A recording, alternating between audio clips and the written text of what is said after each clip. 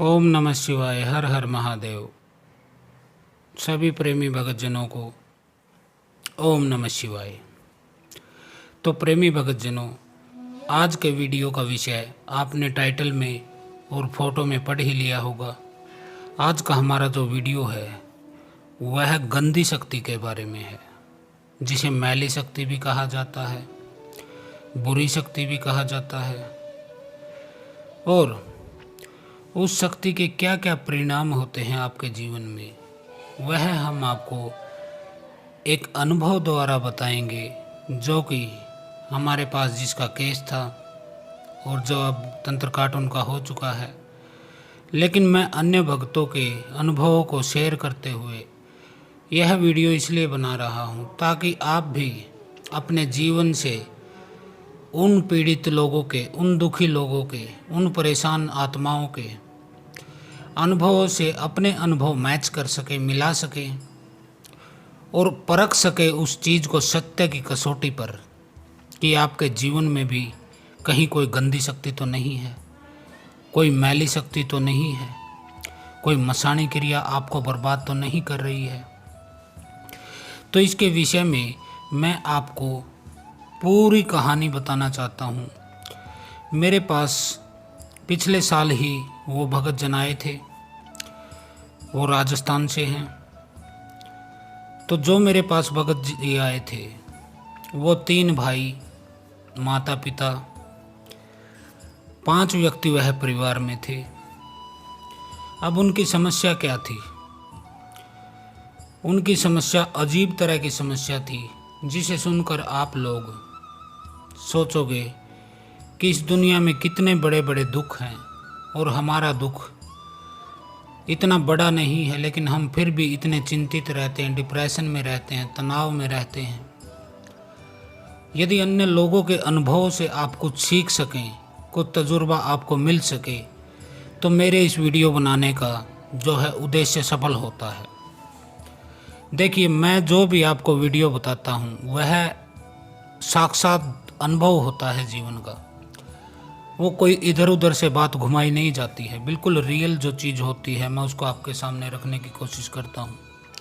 अनेक भगतजन कहते हैं कि गुरुदेव, आप पीड़ित लोगों के फ़ोटो या वीडियो भी शेयर किया कीजिए। तो उनको मैं कह देना चाहता हूँ, देखिए, हमें किसी की इज्जत उछालने का शौक़ नहीं है। अनेक भगत लोग हैं, अनेक साधु हैं, संत हैं, तांत्रिक ओझा गुनिया सोखा होंगे, जो यूट्यूब पर चैनल बनाकर बैठे हैं और लोगों के नाचने के, कूदने के, सवारी आने के, कई बार तो कुंवारी लड़कियों के भी वीडियो वह डाल देते हैं, जिसमें वो प्रेत बाधा से पीड़ित होती हैं बेचारी। वो तो अपना इलाज कराने आए हैं, बिल्कुल परेशानी में आए हैं, लेकिन वो भगत अपने प्रचार के लिए, अपनी मशहूरी के लिए उनके वीडियो का इस्तेमाल करते हैं और अन्य लोगों को भी आकर्षित करते हैं कि हमारे धाम पर आइए, यहाँ इलाज होता है। तो देखिए, हम ऐसा कुछ नहीं करते हैं। हम किसी की बहू की, किसी की बेटी की, किसी की माता की वीडियो अपने चैनल पर डालकर हम किसी की इज्जत नहीं उछालना चाहते हैं। कुंवारी लड़कियों की वीडियो तो डालने के बाद उनकी शादी विवाह में भी अड़चन होने लगता है। कई बार उनके ससुराल वाले उस वीडियो को देख लेते हैं तो उनके रिश्ते में खटास भी आ जाती है। तो हम नहीं चाहते हैं कि हमारी वजह से किसी का घर बर्बाद हो। हमें ऐसे प्रचार की ज़रूरत नहीं, न ही हमें ऐसी कोई मशहूरी करनी है कि हम इतने लोगों के कष्ट काटते हैं। हम केवल चुनिंदा लोगों के कष्ट काटते हैं, जो योग्य होते हैं, जो खानदानी लोग होते हैं, जो भटकते नहीं हैं इधर उधर, जो गुरु में दृढ़ आस्था और विश्वास रखते हैं और अपना इलाज हो जाने तक वह गुरु के शब्द का पालन करते हैं। गुरु के शब्द की चोट जिन्हें लग जाती है वह स्वयं ही खिंचा हुआ चला आता है हमारे पास। हम किसी को बुलाते नहीं हैं, न ही आने की सलाह देते हैं।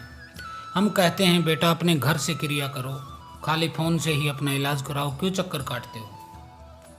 क्योंकि आप यहाँ आओगे तब भी हमें आपको विधि ही बतानी है, फ़ोन से पूछोगे तब भी विधि ही बतानी है। आने जाने का भाड़ा, किराया, रहने का किराया, खाने का किराया, सब कुछ आप वेस्ट ही तो लगा रहे हैं। इतने रुपए में तो आपका इलाज हो जाता घर बैठे ही। तो हम किसी के वीडियो नहीं डालते हैं। तो आज का विषय था मैली शक्तियों के बारे में, जो कि गंदी शक्ति है। तो वो 3 भाई थे, उनके माता पिता बुजुर्ग थे। मेरे पास सबसे बड़े भाई का कॉल आया एक दिन। यह 1 साल पहले की बात है। पिछले साल ये होली के आसपास की ही घटना है, जिसको मैं शेयर कर रहा हूँ आप लोगों के साथ। तो बड़े भाई का कॉल आया था कि गुरुदेव, हम बहुत परेशान हो गए हैं, हमारे घर में बहुत सारे संकट हैं, अनेक समस्याएं से हम जूझ रहे हैं, कृपा हमारी मदद कीजिए। तब हमने उनसे पूछा था, बेटा क्या परेशानी है? तो उस बड़े भाई ने बताया कि मेरी शादी एक स्त्री के साथ हुई थी, हमारे 2 बच्चे भी हुए थे, लेकिन अब वह स्त्री 20 साल से मायके में रह रही है। उसके बाद उसने पलट कर नहीं देखा है ससुराल की तरफ। दोनों बच्चों को भी उन्हें साथ लेके गई। वह बच्चे अब बड़े हो चुके हैं, शादी लायक होने वाले हैं, लेकिन वह आने का वापस नाम नहीं ले रही है। मेरा एक छोटा भाई है, उसकी भी शादी नहीं हुई है। रात रात भर वह जागता रहता है और दिन में सोता है। वह कोई कार्य नहीं करता है, न ही घर से उसका निकलने का मन करता है। धूप उसे जैसे लड़ती है, काटती है उसे धूप, ऐसा उसका हालत है। और तीसरा भाई जो है उनका, उसकी भी शादी नहीं हो रही है। उनकी एज भी दोनों भाइयों की काफ़ी हो चुकी है। वह कोई काम करता है तो उसका काम नहीं चलता है। तो मैंने यह केस आया था हमारे पास, तो मैंने उन्हें बोला था, बेटा इसको मैं जड़ से ख़त्म कर दूंगा, आप चिंता मत कीजिए। उसने कहा था कि गुरुजी, हम अनेक भक्तों के पास, बड़े बड़े दरबारों के पास गए थे। कहीं तो दरबार इतने बड़े बड़े और मोटे मोटे भगत बैठे हैं कि 1-1, 1.5 लाख रुपए का हमसे हवन करा लिया। काले काले से भगत हैं कोई, मोटे मोटे से, तो 1.5 लाख का हवन करा लिया, लेकिन आराम नहीं मिला। फिर हम इधर उधर घूमे, जगह जगह चक्कर खाए, 5 से 7 लाख रुपए हमने इस इलाज में लगा दिए, लेकिन लाभ कोई नहीं हुआ। तो मैंने उनसे कहा, बेटा 5 लाख आपने किस चीज़ में लगा दिए? आपने कोई प्रॉपर्टी खरीदी है, कोई गाड़ी ली है? तो उन्होंने कहा, नहीं गुरुजी, यह सारा पैसा इलाज में गया है। अब मुझे तो आश्चर्य हुआ इस चीज़ का, क्योंकि कोई भी बड़ी से बड़ी बाधा हो, मसाणी क्रिया, मैली क्रिया, 10-11 हज़ार रुपये तक इलाज निमट जाता है, बिल्कुल ठीक हो जाते हैं। फिर उसने 5 से 7 लाख रुपए कहाँ लगा दिए? यह सोचने का विषय था। फिर हमने, क्या मतलब है अगले ने क्या लगाया क्या नहीं, हमने उससे कहा, बेटा भूतपूर्व की घटनाओं को भूल जाइए, अब जीरो से शुरुआत कीजिए। किसने क्या बताया था, क्या नहीं बताया था, क्या आपका तंत्र काट हुआ था, नहीं हुआ था, उन चीज़ों पर मिट्टी डालिए, जीरो करिए, क्योंकि तब से अब तक गंगा जी में बहुत पानी बह गया है। अब आप हमारे पास आए हैं, अब देखना आपका क्या होता है। तो वह 3 भाई थे। बड़े की जो है पत्नी 1 साल 2 साल 3 साल रही होगी, वह भी बहुत कम रही उसके साथ। कभी मायके चली जाती, 6 महीने बैठी रहती, फिर आती 1-2 महीने के लिए। ऐसे करते करते 2 बच्चे हो गए उनके, एक लड़का एक लड़की। और आखिर में उनकी बात इतनी बिगड़ गई, जो मैंने अपनी हर एक वीडियो में आपको बताया है, कि पति और पत्नी के बीच में मामूली बातों पर शुरू में विवाद होने लगता है, फिर वह अलग अलग बेड पर सोने लगते हैं, फिर अलग अलग कमरों में चले जाते हैं, फिर उनकी बोलचाल बंद हो जाती है, फिर एक दिन झगड़ा होता है और पत्नी मायके चली जाती है, छुट्टी। अब पति भटकता है, निराशा की स्थिति में वह होता है, क्योंकि उसके घर परिवार, आजू बाजू के लोग भी उसको ताने मारते हैं कि तुझसे तो बीवी संभाली नहीं गई, तेरे में दम नहीं था, तेरा ये नहीं होता था। मतलब आप समझ ही गए मैं क्या कहना चाहता हूँ। मतलब आप में पुरुष नहीं था, एक नपुंसक की तरह आप थे, इसलिए स्त्री भाग गई। तो ऐसे ऐसे ताने व्यक्ति को सुनने को मिलते हैं। उधर से घर वाले भी उसको अच्छी बुरी सुनाते हैं कि तू ही जिम्मेदार है, जो तेरी स्त्री भाग गई है, हमारा क्या लेना देना। तो ऐसे में व्यक्ति काम धंधा भी उसका चौपट हो जाता है, क्योंकि तनाव में चला जाता है और वह शराब पीने लगता है। अब शराब पीने में पैसे की भी ज़रूरत होती है, जो थोड़े बहुत पैसे होते हैं वह भी बर्बाद हो जाते हैं, शराब के ठेके पर जाते हैं उसके पैसे। अब वह जीरो होकर, नल्ला होकर बैठ जाता है। ऐसा ही उन व्यक्ति के साथ हुआ था जिनका मेरे पास कॉल आया था। 20 साल से पत्नी मायके बैठी थी। छोटा भाई था, 2 नंबर का भाई, उसके साथ क्या होता था, वह सारी सारी रात जागता था और दिन में सोता था। रात को उसके साथ अजीब अजीब तरह की हरकतें होती थी। कभी उसका गला दबाया जाता था, कभी उसका सर भारी हो जाता था, कभी उसके साथ गलत संबंध बनाए जाते थे। उसे शिस्त्रियाँ दिखाई देती थी, काले कपड़े में शिस्त्री, बाल बिखरे हुए, इस तरह की शिस्त्रियाँ उसे दिखाई देती थी और उसका वीर्यपात हो जाता था, यानी कि उसका वीर्य निकल जाता था। वह अंदर ही अंदर सूखने लगा था, क्योंकि यह सच्चाई है। यदि आपका वीर्य अवस्था से अधिक निकले और आपको नींद न मिले पूरी 8 घंटे की, तो आप यकीन मानिएगा कि आप आधे तो वैसे ही मर जाओगे। अब जो यह रात रात भर जागता था, रात को उसको डर लगता था, कांपने लगता था, वह उठकर खड़ा हो जाता था, ऐसा उसके साथ होने लगा था। वह चूड़ियाँ पहन लेता था, अक्सर अपनी भाभी की चूड़ियाँ पहन लेता था, रात को साड़ी बांध लेता था उनकी। नहाता नहीं था वह महीना महीना, 20-20 दिन, 25-25 दिन तक। बाल नहीं कटवाता था, नाखून नहीं कटवाता था, लंबे लंबे नाखून हो गए थे, ये लंबे लंबे बाल, दाढ़ी, कच्चे कच्चे में घूमता था वह। उसे कोई होश हवास नहीं था कि क्या है मेरे साथ हो रहा है। और परिवार, पहले एक बहू थी घर में, 2 रोटी बना के खिलाती थी सबको, अब वह भी मायके चली जाती है। अब खाना भी खुद बनाना पड़ता था। माता पिता ज़्यादा बूढ़े हो चुके थे बेचारे, वो बुढ़ापे में भी कमा कर खिला रहे थे इन मलंगों को खिला रहे थे वो कमा के, क्योंकि ये तो कोई सा भी काम नहीं कर रहा था, कोई कर रहा था काम नहीं चल रहा था उसका। तो एक के साथ ऐसा होता था, वह बिल्कुल गंदा रहता था, बाल नाखून तक नहीं काटता था, स्त्रियों के कपड़े पहनता था, चूड़ी पहन लेता, कभी लिपस्टिक लगा लेता, कभी टिक्के लगा लेता, साड़ी पहन लेता। इस तरह की घटनाएं उसके साथ होती है। कोई उसको बोलता तो वह मारने दौड़ता था। अब जैसे बड़ा भाई है, माता पिता उसको बोल देते कि यह क्या कर रहा है तू, तो वह मारने दौड़ता था, गाली देने लगता था, लाल लाल आंखें दिखाता था मोटी मोटी। उसने मुझे तब बताया कि गुरुजी ऐसा व्यवहार कर रहा है वो हमारे साथ। अब आते हैं नंबर 3 वाले भाई पर, जो सबसे छोटा था। वह गंदा नहीं रहता था, वह सफाई का बहुत अधिक ध्यान रखने लगा यह क्रिया होने के बाद। अब वह क्या करता था, वह बार बार मंजन करता रहता था। टूथपेस्ट बोलते हैं जिसे, कोलगेट बोलते हैं आपकी हिंदी की भाषा में, अंग्रेजी में जो भी बोलते हैं। देखिए हम ज़्यादा पढ़े लिखे नहीं हैं, हमें जैसा आता है हम आपको बता देते हैं। तो वह बार बार मंजन करता रहता था, हाथों को बार बार धोता था, कहीं से आता था हाथ धोता था, थोड़ा सा चलता फिर वापस मुड़ता, हाथ धोता, मुंह धोता। इस तरह से उसके व्यवहार थे। सफाई का बहुत अधिक ध्यान रखता था वो। लेकिन रात में सेम वही प्रक्रिया उसके साथ भी होती थी। रात को उसको एक स्त्री आती, जैसे ही वह सोने की कोशिश करता, वह आके उसकी छाती पर बैठ जाती थी। छाती पर उसके दबाव पड़ जाता था बहुत ज़्यादा।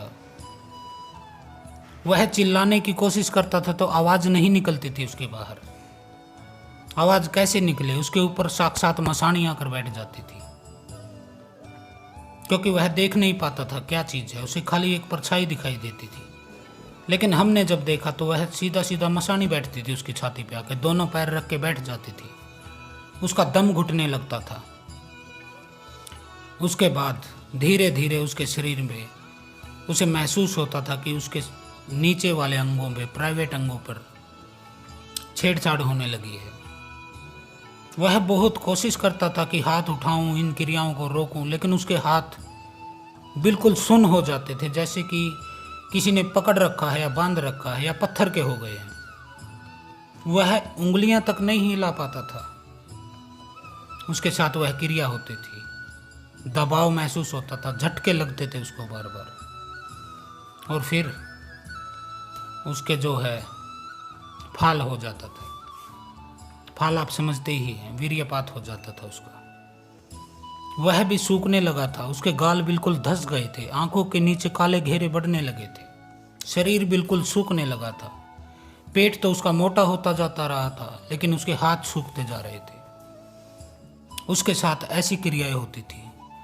अब बूढ़े माता पिता बेचारे, उनका तो जीवन नरक समान हो गया था, क्योंकि एक लड़का था, उसकी शादी की, उसकी पत्नी चली गई, वह भी शराब पीकर घूमता इधर उधर, अब पत्नी के गम में गाने गाता, रात भर उत्पात मचाता, शराब पीता।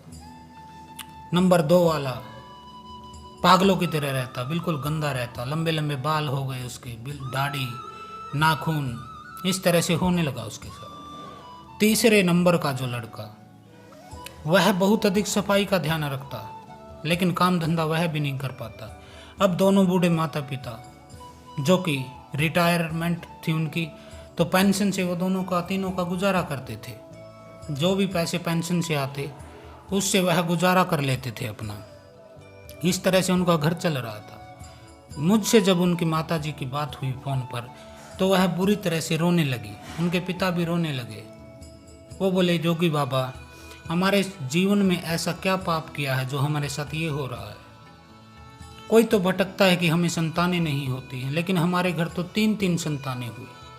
कोई भटकता है कि हमारे घर सिर्फ लड़कियां पैदा होती हैं, लड़का पैदा नहीं होता, लेकिन हमारे घर तो तीनों लड़के पैदा हुए और तीनों स्वस्थ, कोई बीमारी नहीं, कोई शरीर में विकलांगता नहीं, कोई कमी नहीं, लेकिन तीनों के तीनों बर्बाद। उनका जीवन भटक रहा था।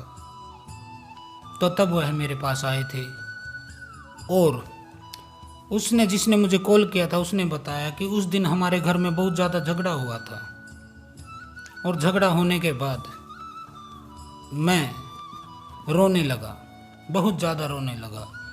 फिर मैंने फ़ोन उठाया, मैंने सोचा कि कोई भजन चला लूँ मैं, जिससे मन को थोड़ी शांति मिले।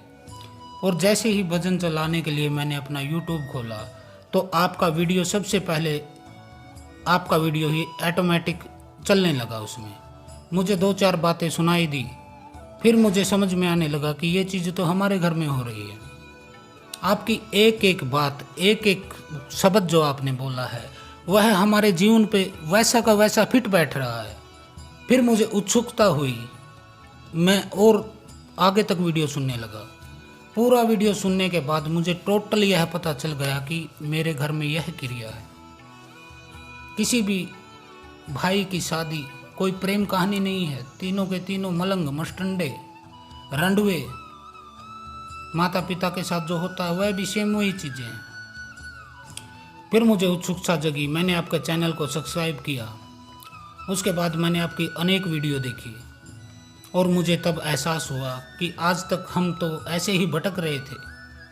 किसी ने आज तक हमारी बीमारी को पकड़ा ही नहीं था, उसकी जड़ तक कोई गया नहीं था। न तो उन्हें कोई लक्षण का ज्ञान था इस बीमारी का, न ही कारण का ज्ञान था, न ही कोई घटना का पता था क्या घटना होती है इसमें, और न ही उसका उपचार वह कर पाए। इस तरह से फिर उसने कॉल किया, फिर हमने उसको बुलाया और उसका इलाज किया। 6 महीने बीत गए ऐसे ऐसे। लेकिन उन तीनों लड़कों के बारे में मैं कह देना चाहता हूँ, आज तक मेरे पास हज़ारों लोग आए, हज़ारों लोगों ने इलाज कराया, लेकिन उन जितना बड़ा गुरु भगत और वचन का पक्का मैंने किसी को नहीं मिल पाया है आज तक। मेरा भी जीवन काफ़ी हो चुका है। उन लोगों का ऐसा नियम था, जो भी मैंने शब्द उनको दिए थे उनका कठोरता से पालन कर रहे थे। वो नियमों को पूर्ण रूप से निभा रहे थे। सुबह उठते ही जय योगी बाबा, जय गुरु गोरखनाथ, इस तरह से उठते ही पहले वचन होते थे उनके, वो मुझे प्रणाम करते थे। शाम के समय सोते समय भी वह गुरु मंत्र का जाप करके सोते। पल पल वो मन में अपने गुरु का ध्यान करते। समय बीतता गया, 6 महीने होने तक जो गंदा लड़का रहता था वह अब साफ सुथरा रहने लगा। जो उसको क्रिया होती थी रात को उसके साथ संभोग की, वह क्रिया बंद हो गई, वह चीज़ आनी बंद हो गई। वैसे ही छोटा भाई जो बिल्कुल साफ रहता था, बार बार मंजन करता था, बार बार नहाता था, हाथ धोता था, वह भी अब सामान्य रूप में आ गया था। उसके साथ गलत संबंध होने बंद हो गए थे। अब उसका 8 घंटे की पूरी नींद लेने लगा था। वह तनाव उनका मुक्त हो चुका था। अब समस्या केवल एक थी उनके जीवन में। एक तो उनकी जो भाभी चली गई थी वह समस्या, दूसरी समस्या वह तीनों माँ बाप की पेंशन पर जीवन काट रहे थे, कुछ काम धंधा कर नहीं पा रहे थे। संयोगवश बड़े भाई ने भी काम पकड़ लिया, वहीं शहर में कोई काम पकड़ लिया, वह जाने लगा। अब बीच वाला भाई जो गंदा रहता था, जो घर से नहीं निकलता था, उससे मैंने फ़ोन पर बात की और उसने बताया कि गुरुजी सब कुछ सामान्य हो चुका है, लेकिन बाहर जाके काम करने का अब भी मन नहीं होता है, नहीं मुझे कोई काम मिल पा रहा है। वह राजस्थान के बाड़मेर जिले के सिंदरी चौराहा है कोई, वहाँ से थे वो तीनों भाई।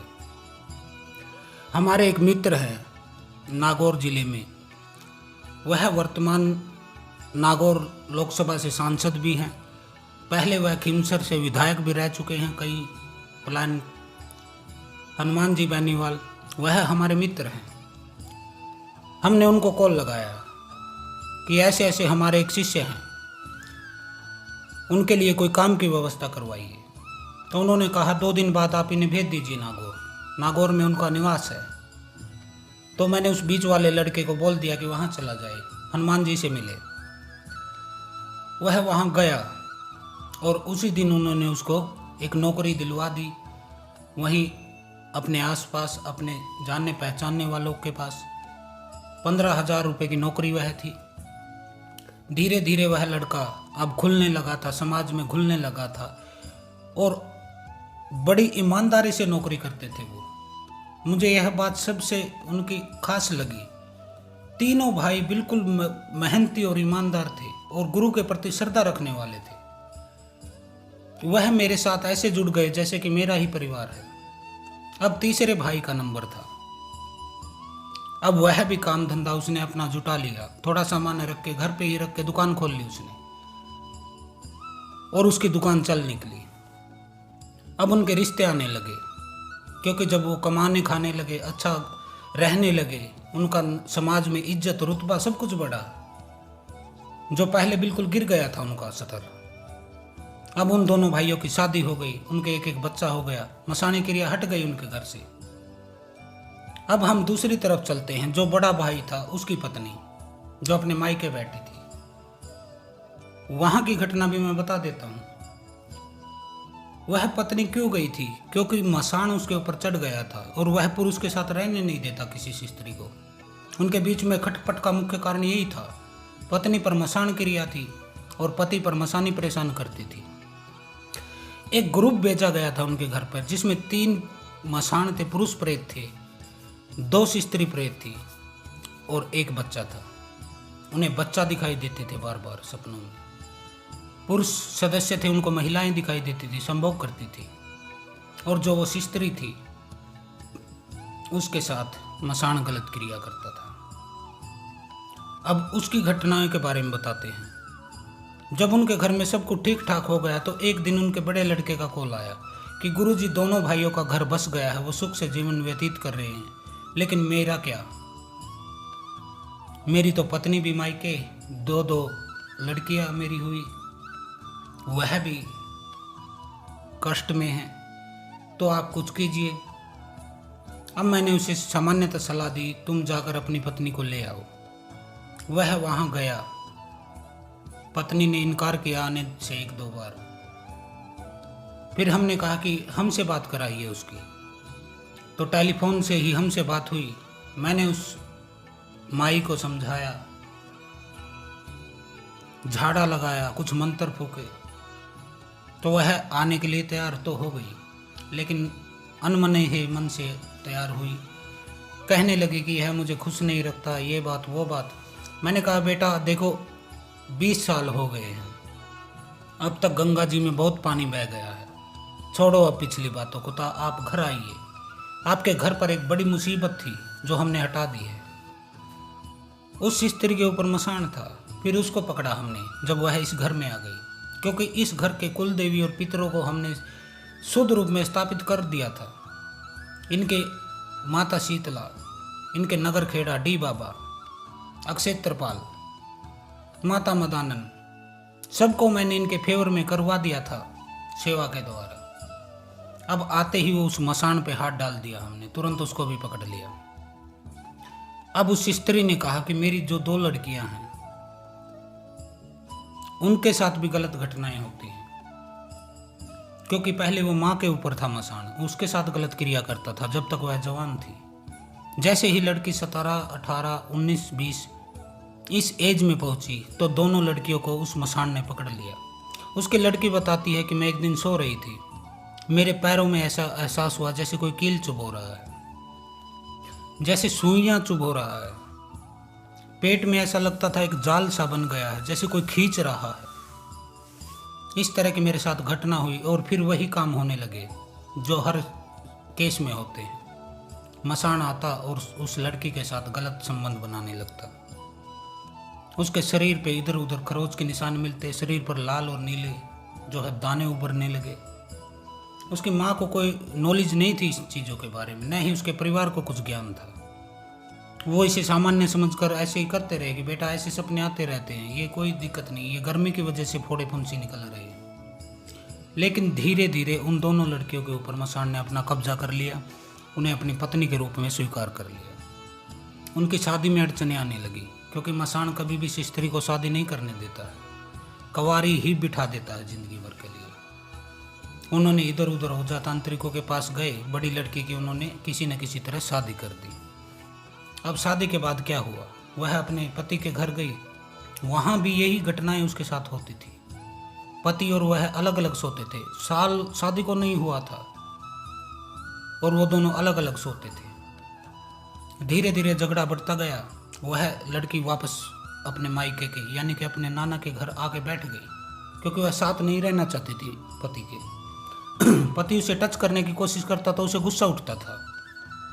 वह उसके ऊपर चिड़चिड़ा के पड़ती थी कि मुझे मत छुओ, दूर रहो मुझसे। और वो पति जिसने नई नई शादी की, उसके मन में सपने थे अपनी पत्नी के लिए, ऐसे रखूंगा, ऐसे प्यार करूंगा, यहाँ ले जाऊंगा, ये खिलाऊंगा, ये पहनाऊंगा। तो उसके सपने धीरे धीरे टूटने लगे।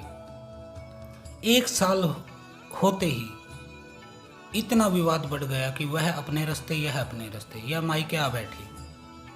अब छोटी लड़की जिसकी, उसकी भी कहीं इधर उधर शादी करवाई बड़ी मुश्किल से, और 3 महीने बाद शादी के उसके पति के एक्सीडेंट में मौत हो गई। वह भी अकेली हो गई। वहां से हमने अनुभव को जाना है कि मसान जिस स्त्री के साथ लग जाए, उसकी बेटी, उसकी ननंद, उसके घर में बेटे की बहू, कोई भी स्त्री हो, मसान उसके ऊपर तुरंत चढ़ जाता है। और यह एक ऐसी लाइलाज बीमारी है जो एक रोग की तरह, कोढ़ की तरह पूरे शरीर में, पूरे कोशिकाओं में, पूरे रक्त में फैल जाती है। और यह क्रिया थी कहाँ से? यह उन 3 लड़कों की माँ से स्टार्ट हुई।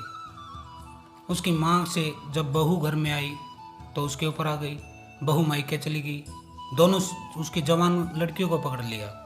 उस स्त्री की जो भाई था, उसकी पत्नी थी, उसके ऊपर भी मसान चढ़ गया। अब उसके साथ भी गलत संबंध बनने लगे। रात को उसे नंगे लोग दिखाई देते थे, और दोनों लड़कियों के साथ। एक लड़की के पति की मृत्यु हो गई, एक लड़की लड़ झगड़ के घर आकर बैठ गई, उनके बीच में तलाक की स्थिति आ गई। तो ऐसी घटनाएं, ऐसे कारण, ऐसे लक्षण यह होते हैं मसानी क्रिया के। उसी तरह पुरुष के साथ होता है। उसकी शादी नहीं होती है, शादी हो जाए तो पति पत्नी साथ नहीं रहते, पत्नी मायके बैठ जाती है, पति अकेला घूमता है। जैसे इन लड़कियों का पापा घूम रहा था, 20 साल हो गए थे उसे, पत्नी मायके बैठी थी और वह इधर उधर घूम रहा था, भटक रहा था।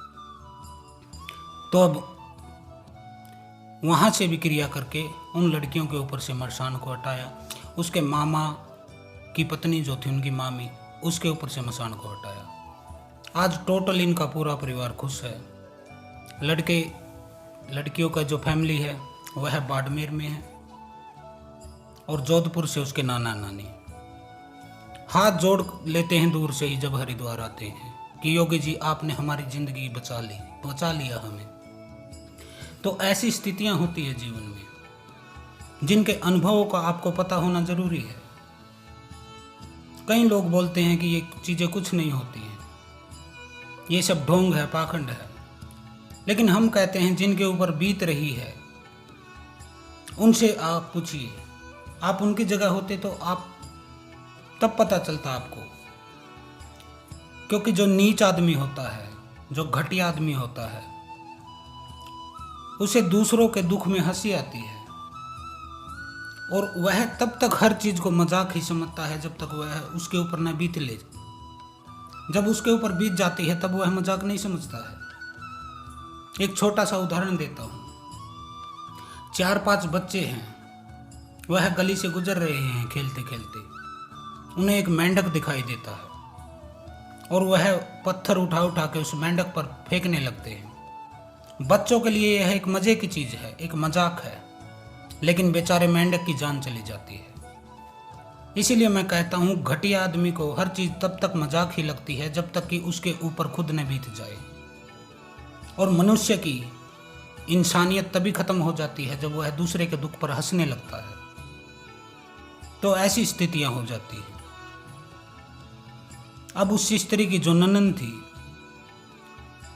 जो कि इन लड़कियों के मामा की पत्नी थी, मामी, जो इनकी माँ के उसके घर जाने से उसके ऊपर भी चढ़ गया था मसान, उसके साथ क्या होता बेचारी के। उसको भी मसान ने तुरंत जकड़ लिया। जैसे ही यह लड़की अपने ससुराल से लड़ झगड़ कर अपने मायके में जाके बैठी, जो 20 साल के लिए गई थी, उसकी भाभी के ऊपर मसान चढ़ गया। उसके साथ भी गलत काम होने लगे। ऐसा लगता रात को 12 बजे के बाद जैसे किसी ने उसके गले को पकड़ लिया है, बोच दिया है, दबोच दिया है। उसका दम घुटने लगता था, वह बेहोश हो जाती थी, हाथ पैर उसके काम करना छोड़ देते थे। फिर महसूस होता जैसे उसके जो प्राइवेट अंग हैं, स्थान हैं, स्त्री के जो प्राइवेट स्थान होते हैं, जैसे उनके साथ कोई छेड़छाड़ कर रहा है और उसके साथ गलत काम होता है। अब उसके बच्चे जो पैदा हुए वह नॉर्मल नहीं थे बच्चे, गूंगे, लंगड़े, इस तरह के बच्चे। 3 बच्चे हुए उसके। एक बोल नहीं पाता था, आवाज नहीं निकलती थी उसकी। वह बहुत कोशिश करता बोलने की, 6-7 साल का हो चुका था वो, लेकिन बोल नहीं पाता था। एक लड़के के पैर में कमी थी, वह लंगड़ा था, विकलांग जिसे बोला जाता है, आजकल की भाषा में दिव्यांग कहा जाता है। उसके पैर में दिक्कत थी, वो सही से चल नहीं पाता था। और तीसरा, उसमें दिमाग का बिल्कुल अभाव था। उसे कुछ पता नहीं था क्या हो रहा है, क्या नहीं हो रहा है। वह खुद ही लैट्रिन कर देता था और खुद ही उसे उठा के खा लेता था। तो ऐसी स्थितियां यदि आपके घर में हो तो आप जीवन नहीं जी रहे हैं, यह एक नरक है। इसी को गंदी शक्ति, मैली शक्ति बोला जाता है। तो यह बिल्कुल सच्चा अनुभव मैंने आपको बताया। आज ये तीनों परिवार सुख का जीवन जी रहे हैं। उन लड़कियों की दोबारा शादी कर दी गई जिसका पति की मृत्यु हो चुकी थी। बड़ी लड़की का मसान हटते ही वह भी अपने ससुराल चली गई। अब सुख का जीवन वह व्यतीत कर रहे हैं। तो इस तरह से, इस क्रिया की वजह से कितने घर बर्बाद होते हैं, हमने उसी के अनुसार हर जगह अनुभव में पाया है। यदि एक स्त्री पर मसान चढ़ जाता है तो वह उसके रिश्तेदार, उसके घर बार, हर औरत को पकड़ लेता है। 40, 45, 50 साल की उम्र तक उसके जीवन ऊर्जा को चूस लेता है बिल्कुल, जिसके बाद उसकी मृत्यु हो जाती है। फिर वह जवान सी स्त्री जो 17, 16, 18, 19 साल की होती है, बेटी होती है, ननंद होती है, भाभी होती है, कोई भी उसके आसपास की स्त्री, उसी घर की जिसमें एक चूल्हे पर रोटी खाते हैं सब लोग, उसको एक घर बोलता हूँ मैं। ये नहीं कि उनका चूल्हा अलग है, आपका अलग। जिस चूल्हे पर एक पर जो परिवार की सारी स्त्रियों को पकड़ लेता है मसान, और उसके साथ चलने वाले जो मसानियाँ होती हैं, 2 स्त्रियाँ होती हैं, वह उस घर के पुरुषों को पकड़ लेती हैं। सभी के साथ यही घटनाएं होती हैं, संभोग की घटनाएं होती हैं। काम धंधा ऑटोमेटिक चौपट, क्यों रात को नींद नहीं आती, काम कर नहीं पाते, घर से बाहर निकलने का मन नहीं करता है, मन में एक अजीब सा डर रहता है जैसे कोई मारने के लिए आ रहा है, बार बार उन्हें भय लगता है। तो ऐसी स्थितियां होती हैं। तो यह आज गंदी शक्तियों के सच्चे अनुभव नामक वीडियो में हमने बताया। अब हम आपको बता देते हैं, जो आप फोटो देख रहे हैं, भगवती वासंती मंदिर सिद्ध तंत्र पीठ, जहाँ पर हम साधनाएं भी करते हैं, अनेक लोगों के तंत्र काट भी करते हैं। तो एक हमारे फॉलोअर हैं आकाश ठाकुर, उन्होंने सवाल किया था कि गुरुजी ये मंदिर कहाँ पे है स्थित। तो बेटा, यह भगवती माँ वासंती मंदिर सिद्ध तंत्रपीठ है। यह रायवाला में है, ऋषिकेश, उत्तराखंड राज्य। वहाँ पर माता शीतला का ये भव्य दरबार है। यहाँ पे 360 मसाणियाँ, गुरु गोरखनाथ जी, माता फूला देवी, ब्रह्म बाबा, अनेक शक्तियों का यहाँ पे स्थान है। अनेक ग्रामीण देवी देवताओं के यहाँ पे स्थान है, जैसे माता मदानन हुई, माता सैडो हो गई, पंच बावरी हो गए, बागड़ वाली सारी शक्तियाँ हो गई। इस तंत्रपीठ में इन सब के स्थान हैं। यहाँ पर लाकर यदि तंत्र काटा जाए तो शक्ति को वापस नहीं जाने देती हैं ये शक्तियाँ, क्योंकि यहाँ हर प्रकार की शक्ति विराजमान है। देवी काली के साथ हर प्रकार की शक्तियाँ, वो शुद्ध शक्तियों को भी पकड़ लेती हैं, मैली शक्तियों को भी पकड़ लेती हैं। ऐसी शक्तियाँ यहाँ पे हैं जो गंदी और मैली शक्तियों को भी पकड़ लेती हैं, जिनको पकड़ने के लिए शुद्ध देवी देवताएं, हमारे दुर्गा, हमारे हनुमान, खाटू श्याम, सात्विक देवता जितने हैं, जो उन्हें पकड़ नहीं पाते हैं।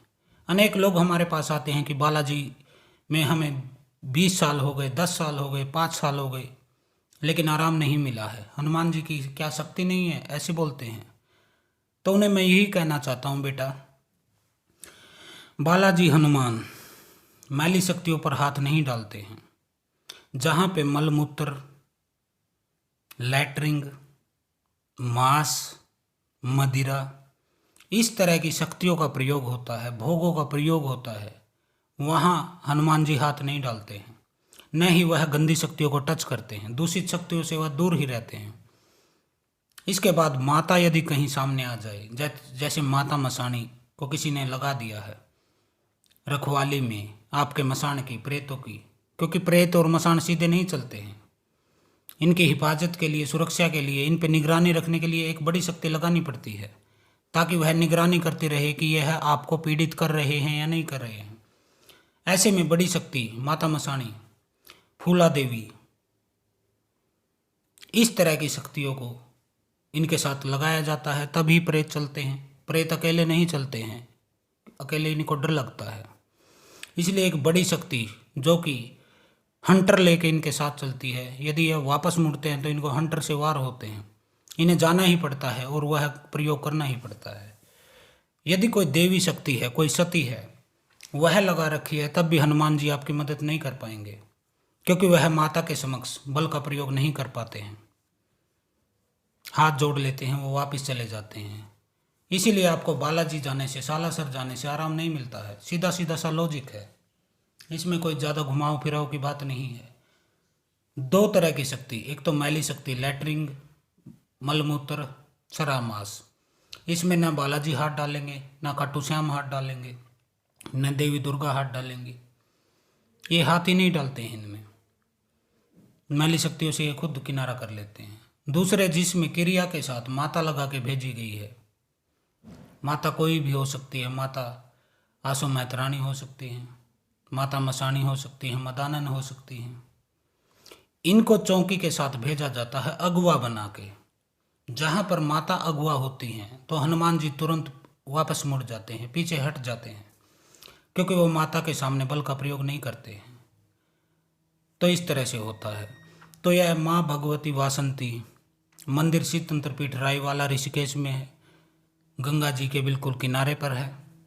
कुछ कदम चलेंगे आप, कुछ मीटर, गंगा जी आ जाएंगी। यहाँ पर तंत्र काट और तंत्र सिद्धियों के लिए विशेष जागृत स्थान है। यहीं पर हम अनेक लोगों के कष्ट भी काटते हैं और अपने लिए भी जो शक्तियों की ऊर्जा की ज़रूरत होती है, समय समय पर हम वह करते हैं। अभी हम कुछ दिनों से पिछले इस तंत्रपीठ में ही साधनाएं कर रहे हैं, क्योंकि हमारे एक भगत हैं, एक पीड़ित हैं, जिनको समस्या है इसी प्रकार की, उसके लिए साधना यहाँ चल रही है। होली तक यह साधना चलेगी। उनके जो समस्याएं हैं, दुख है, कठिनाइयाँ हैं, उनके जीवन पर जो बुरा प्रभाव है नेगेटिव शक्तियों का, जिसको आप भूत प्रेत, चुड़ैल, मसान, डायन, लाखनी, साकनी, हाकनी, बेताल, जिन, कुछ भी बोल सकते हैं, क्योंकि होते तो वो प्रेत ही हैं। उनकी काट के लिए हम यहाँ 4 दिन से लगे हुए हैं। उन्हें निश्चित ही इसका लाभ मिलेगा।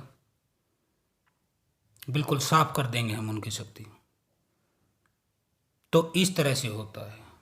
कई भगत कहते हैं हम जगह जगह घूमे गुरुदेव, अनेक लोगों के पास गए, लेकिन शक्ति हटी नहीं, ये नहीं हटा, हमारा इलाज नहीं हुआ, 10 दिन लाभ मिला। तो उनको मैं यही कहता हूँ कि बेटा हम योगी हैं, भस्म कर देंगे तुम्हारी मैली शक्तियों को, लेकिन उसके लिए तुम्हें धैर्य रखना होगा।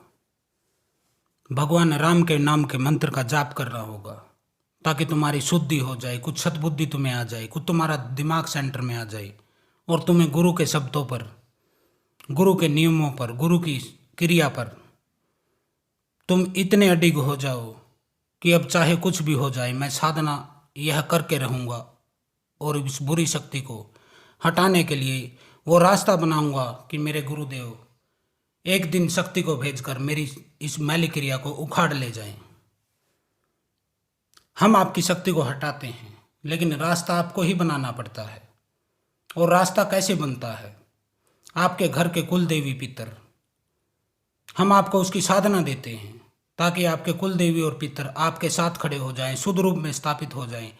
और जब हम शक्ति भेजें आपकी मैली शक्ति को उखाड़ने के लिए, तब वह हमारा साथ दें, हमारी शक्ति को घर में प्रवेश करने दें और मैली शक्ति को हटाने में अपना सहयोग दें, तब किसी का इलाज होता है। ऐसे किसी का इलाज नहीं होता है कि उसको बिठाया, नचाया, डीजे पे नचाया, बाल घुमाया, नींबू घुमाया, बाल काटा और कर दी छुट्टी, जाओ घर, हो गया इलाज। ऐसे किसी का इलाज नहीं होता है। इलाज के लिए एक क्रिया होती है, रास्ता तांत्रिक को बनाना पड़ता है। शक्तियाँ खुद काम नहीं करती हैं।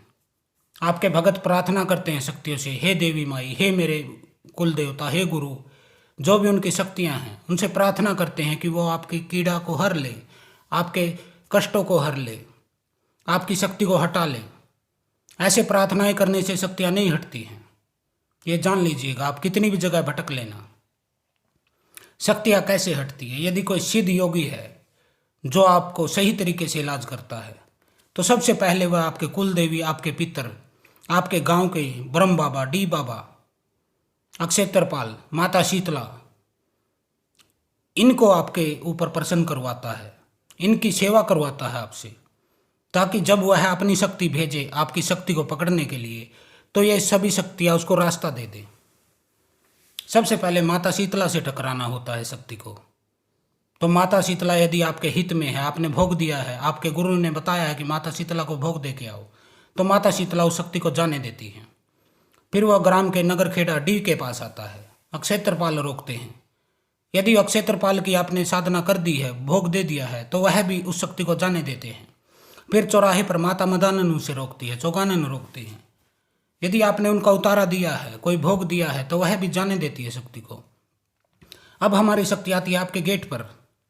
गेट पर आने के बाद कुल देवी पितर को भोग दिया, प्रश्न दिया, वह भी जाने देती है और हम आपकी शक्ति को पकड़ लाते हैं। शक्ति को पकड़ने के बाद आपका घर साफ हो जाता है। तब आपके कुल देवी और पितरों को हम स्थापित करते हैं ताकि वो लाठी लेके बैठ जाए, दोबारा किसी को आने न दे। ये संपूर्ण क्रिया होती है, तब तंत्र काट होता है। अगर यह सब क्रियाएं आपका भगत नहीं कर रहा है, तो आप मान के चलिए आपको बेवकूफ़ बना रहा है वो। बिना कुल देवी पितरों के और माता शीतला कुल देवता डी बाबा के कोई तंत्र कटता ही नहीं है। तो आज के लिए इतना ही। हर हर महादेव, ओम काली, आदेश गुरु गोरखनाथ।